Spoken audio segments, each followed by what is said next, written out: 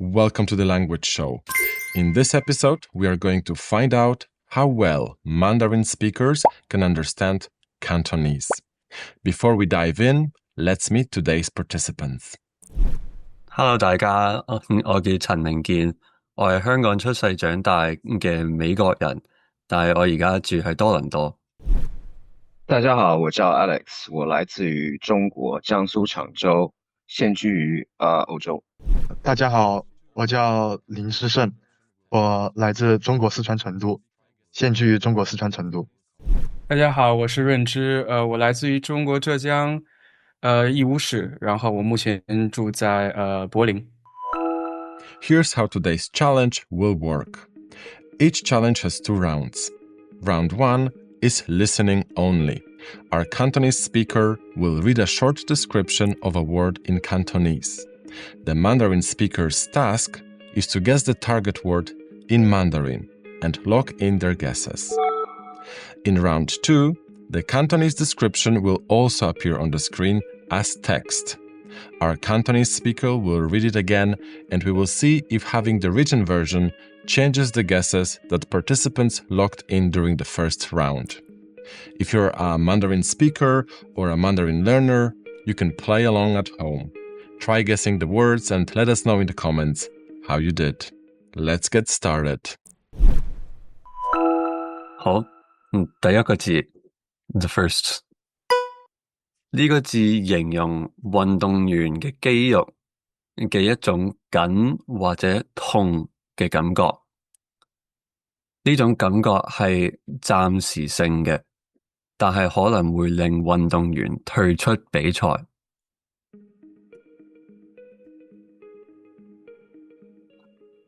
你要我重複一次，或者有咩問題？能不能再說一遍？呢個字形容運動員嘅肌肉嘅一種緊或者痛嘅感覺。呢種感覺係暫時性嘅，但係可能會令運動員退出比賽。我想问一下，这是一个词还是一个字？或者说这个词是不是一个字？係一個詞語，多於一個字嘅詞語。你有沒有說它是金或者銅做的？唔係金或者銅，係緊或者痛嘅感覺。呢個係一種感覺。所以你说是一种疼痛的感觉，然后它是一个暂时性的。係一個痛嘅感覺，係暫時性嘅。它是跟運動員有關的，對吧？冇錯。但是我覺得我聽懂了，但是我不知道這個詞是什麼。对，我也觉得我听懂了，但是我不知道这个词是什么。对，我写了2個字，我們現在應該把它寫進，就是需要把它發出來嗎？但是我可以再問問題嗎？可以。請問是身體某一個部位的疼痛嗎？係肌肉嘅痛感覺，係你嘅肌肉會有呢個感覺。肌肉的，係冇錯。那我們寫吧，好，我們是不是可以寫了？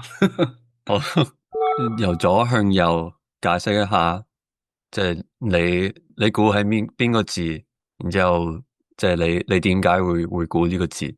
我聽懂了，就是你說是講的人的一種感覺，是一種疼痛的感覺，然後它是一個暫時性的，多於一個字，但是我不是很確定你這個疼痛包含疼或痛這個字，所以我就在想又是運動員有關，所以可能跟傷病有關係，但傷病不是一種疼痛感，所以我覺得這個肯定不對，所以很可能我覺得羅仁做的猜法是對的，但是因为我感觉好像在英文当中有专门的词讲这个 soreness， 但是我觉得在中文当中可能有，就是我不太确定这是一个特别，就大家都会想到这样一个词这种说法，但可能在广东话或是粤语中是这样，所以不是很确定。我第一次聽的時候我就只聽出來一些音節，但是我也不知道這些音節它對應的什麼字，然後呢後面等那個 Alex 問問題的時候，我才就聽出來就是這個肌肉上的一個疼痛的這個感覺，然後但是我也不知道是具體是怎麼樣的一個痛。所以我就没猜出来。我觉得我基本上好像全部都听懂了，但是跟那个 Alex 说的一样，我不是很清楚它到底对应的中文是一个什么词。他说，你说了，他说，你会因为这个东西，运动员会因为这项东西退出比赛，所以我不知道是因伤痛或者伤病退出比赛，可能会比酸痛更加正确一些。但是如果是一种感觉的话，我又觉得像是酸痛，因为跟肌肉有关，所以可能在酸痛跟伤痛之间吧。我现在在之后再思考之後，可能覺得想說傷痛。OK，好，我哋睇下。Let's see the text。好，我再讀一次。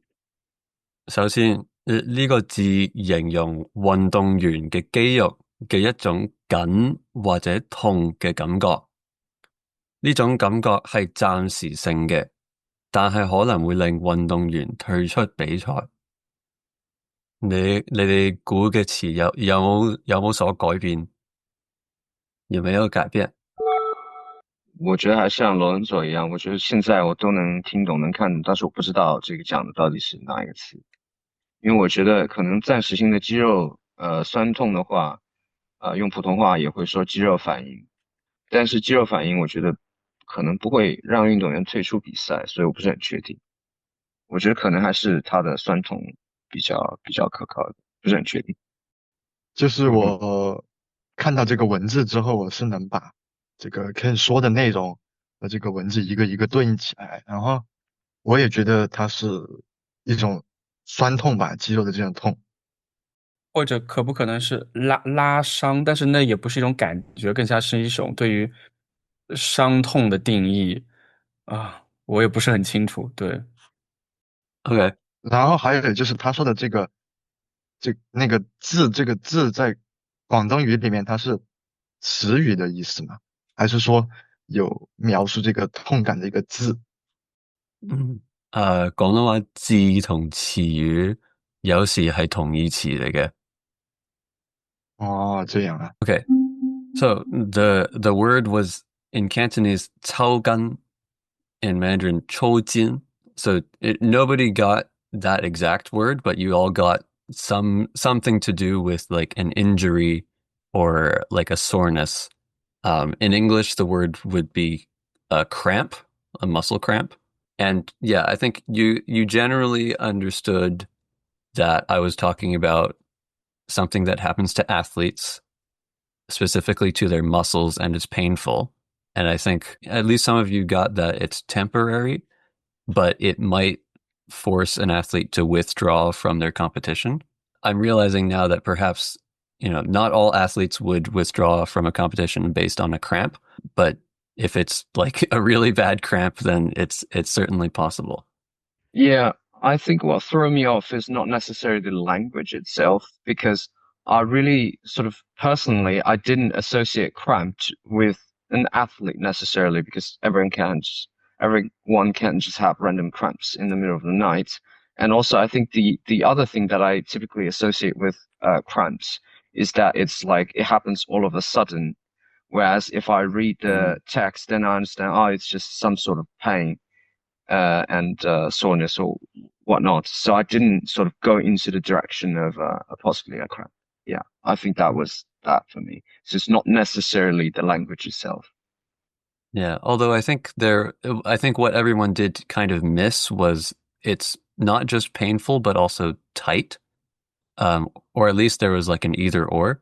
And like a feeling that is tight or painful is usually more specifically a cramp. I think Jason initially heard gun or tong, got through as gum or tong, which would be gold and bronze. When you say that, the Korean Sino-Chinese word got in my mind, and I started to think gum and tong. So yeah, I got it straight. Yeah, I mean, even in Mandarin, like jin versus jin and tong versus tong, like they are near homophones, just different by tone. Yeah, and I couldn't really figure out the different tones in Cantonese, so I guess, Lorenzo, any particular comments? Well, I think after you presented the text, I think it was quite straightforward because, well, most of the keywords are actually the same, and you just have the grammatical components that are different. So I think you can just like kind of a reading, kanji and reading something in Japanese, and you can just like read the substantives and the nouns, and you kind of get the gist of the sentence. Yeah. Yeah. All right. Well, a good first attempt. Just a quick note before you go. This episode was originally planned as 3 words, but it turned out to be more complex than expected, especially with Chinese captioning, so we decided to split it into parts. This is the first Chinese episode on the channel, so before releasing the next words, I would love your feedback. Did this format work for you? Is there anything you would like us to improve in future episodes? Let us know in the comments.